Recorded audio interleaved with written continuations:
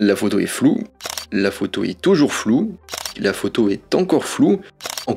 Mais pourquoi est-ce que mes photos sont floues? Alors il y a plusieurs possibilités, mais généralement il s'agit d'un temps de pause trop long. À main levée en mode automatique ou en mode priorité à l'ouverture, c'est votre boîtier qui décide de votre temps de pause. Et il ne prend pas en compte le mouvement de l'appareil photo, uniquement de la lumière qu'il capte. Alors aujourd'hui on va parler de la règle de la distance focale inversée. Cette règle permet de trouver le temps de pause qui permet d'avoir une photo nette à main levée. Alors qu'est-ce que la règle de la distance focale inversée? Comment fonctionne-t-elle? Comment est-elle affectée par les facteurs de recadrage et de stabilisation d'image? Et bien c'est ce qu'on va voir dans ce podcast. Avant de commencer, je vous rappelle que sur mon site photomaniac.fr, vous pouvez retrouver l'article ultra complet à ce sujet et vous pouvez aussi retrouver ma formation gratuite sur les bases de la photographie. Je vous invite à vous y inscrire si ça vous intéresse. Alors pour commencer, un petit rappel sur le temps de pause. Le temps de pause aussi, souvent appelé vitesse d'obturation à tort, et la durée pendant laquelle l'obturateur de votre appareil photo reste ouvert, donc le petit clapet qui est devant votre capteur, et du coup qui va laisser passer de la lumière qui va frapper le capteur. Plus le temps de pause est lent, plus l'appareil photo laisse entrer de la lumière, mais aussi plus le mouvement des objets de votre appareil sont susceptibles d'être enregistrés. Et plus le temps de pause est court, moins l'appareil laisse passer de lumière et plus il fige le mouvement des objets ou de votre appareil photo. La photo sera donc plus nette. Ensuite, qu'est-ce que le flou de bouger? Lorsque l'ensemble de l'appareil photo bouge alors que l'obturateur est ouvert, tout ce qui se trouve dans la scène semble bouger du point de vue du capteur. On obtient ainsi une photo totalement floue de manière en général assez uniforme, tel le même mouvement de flou. C'est ce qu'on appelle le flou de bouger et non le flou de mouvement, c'est du flou de bouger. Et ce type de flou se produit lorsque vous tenez votre appareil photo à la main, lorsque votre temps de pause est trop long. Alors maintenant, qu'est-ce que la règle de la distance focale inversée? La règle dit que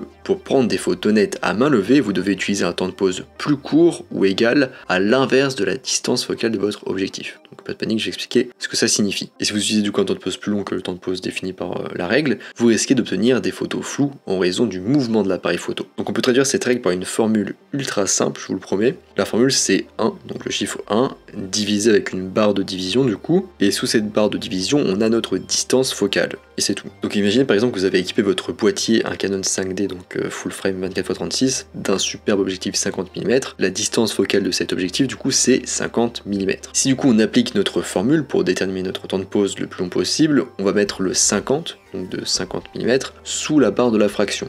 On obtient du coup 1/50e de seconde. On peut traduire ce résultat obtenu avec la formule par la phrase suivante: je peux obtenir des photos nettes jusqu'à 1/50e de seconde avec mon objectif 50 mm, et si j'utilise un temps de pause plus long que 1/50e de seconde à main levée, la photo risque probablement d'être floue. Autre exemple, si vous avez un objectif 200 mm, vous devez garder un temps de pause au plus long, au maximum à 1/200e de seconde. Alors maintenant, les limites de la règle de la distance focale inversée. Alors déjà, cette règle elle considère que vous êtes relativement stable, donc votre corps, vous, et que la prise de vue est réalisée dans des conditions assez calmes. La règle ne concerne que la prise de vue à la main, en effet sur un trépied vous n'avez pas à vous soucier du temps de pause. Aussi c'est pas vraiment une règle, même si ça s'appelle la règle de la distance focale inversée, mais plutôt un repère. En fonction de votre matériel, de votre niveau de tremblement et des conditions climatiques, il se pourrait que vous puissiez utiliser un temps de pause plus long ou plus court. Et aussi, les appareils photo à haute résolution sont plus intolérants au flou bouger, donc ceux qui ont plus de mégapixels, et vous devrez du coup, en les utilisant, peut-être diminuer un petit peu votre temps de pause à une valeur inférieure que celle suggérée par la formule. Un temps de pause plus court. La stabilisation de l'image elle a aussi un impact important sur la détermination de ce temps de pause, mais j'y reviendrai plus tard. Et aussi, si vous utilisez un objectif zoom réglé sur 20 mm par exemple, on pourrait théoriquement, si on suit la règle, enfin la formule, utiliser un temps de pause de 1/20e de seconde. Mais en pratique, sous 1/50e, 1/60e de seconde, quel que soit l'objectif, un flou de bouger apparaîtra assez facilement. À main levée bien sûr. Alors autre point maintenant, pourquoi le temps de pause varie en fonction de la distance focale. Les objectifs avec de longues distances focales donnent un angle de champ plus restreint, donc un champ de vision plus limité. On voit moins, mais on est plus proche. Et si vous êtes plus proche, vous voyez plus le flou de bouger de l'appareil. Donc là, je donne un schéma en fait où on voit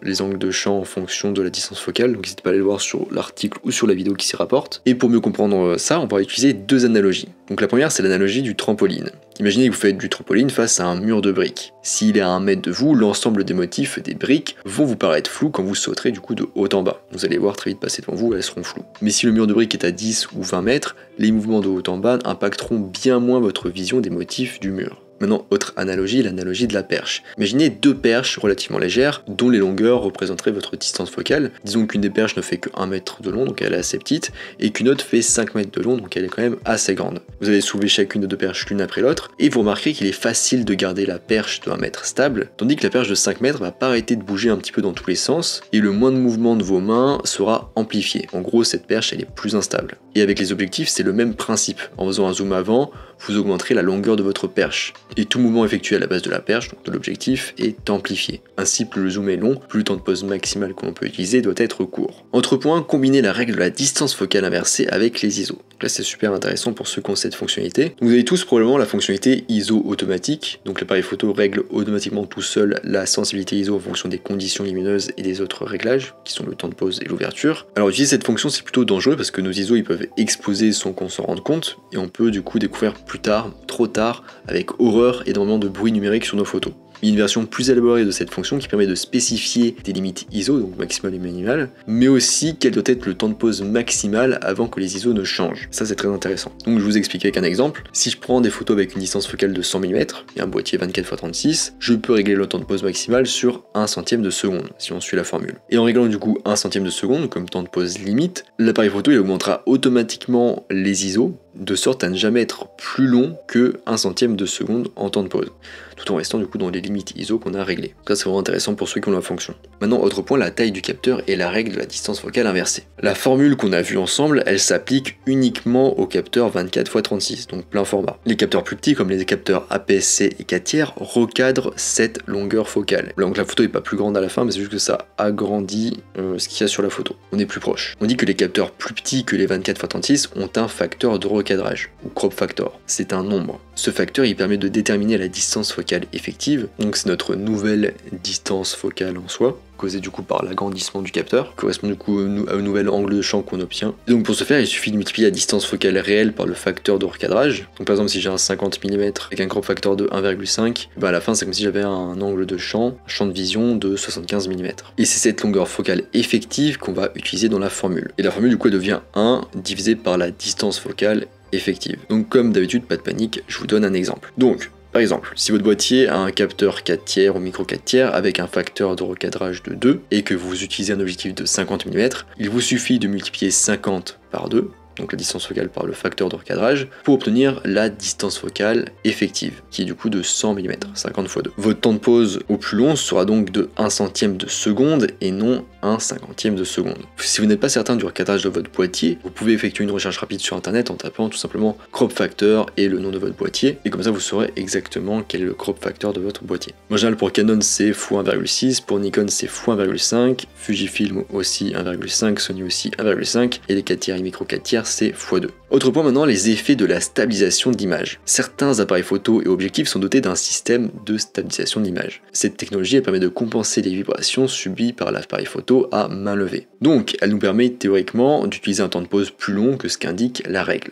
Et le degré de stabilisation il est en général indiqué avec l'appareil photo ou l'objectif, et sa valeur elle est affichée en stop. En général c'est entre 3 et 5 stops, ou diaphragme, c'est pareil, stop et diaphragme c'est pareil. Et vous pouvez du coup utiliser cette information pour calculer la règle corrigée. Donc comme d'habitude, vous déterminez votre temps de pause repère avec la formule, jusque là ok, puis vous allez rallonger en fonction du nombre de diaphragmes indiqué pour le système de stabilisation. Donc par exemple, si vous avez déterminé 1 soixantième de seconde en temps de pause et que votre système de stabilisation a une valeur de 2 diaphragmes, ou stop, vous allez allonger le temps de pause x2 puis encore x2, soit à la fin x4, ce qui donne 1 quinzième de seconde, qui est 4 fois plus lent du coup que 1 soixantième de seconde. Voilà, on a fini ce podcast sur la règle de la distance focale inversée. Maintenant vous êtes équipé de toutes les connaissances nécessaires pour ne plus jamais avoir de photos floues dues à un mauvais réglage du temps de pause à main levée. Je vous rappelle que sur mon site photomaniac.fr vous avez l'article complet et détaillé que vous allez pouvoir lire tranquillement à tête reposée. Sur mon site vous pouvez aussi toujours retrouver ma formation gratuite sur les bases de la photographie. Je vous invite à vous y inscrire si ça vous intéresse. Moi je vous laisse ici à déterminer votre temps de pause et je vous dis à bientôt sur Internet mondiaux.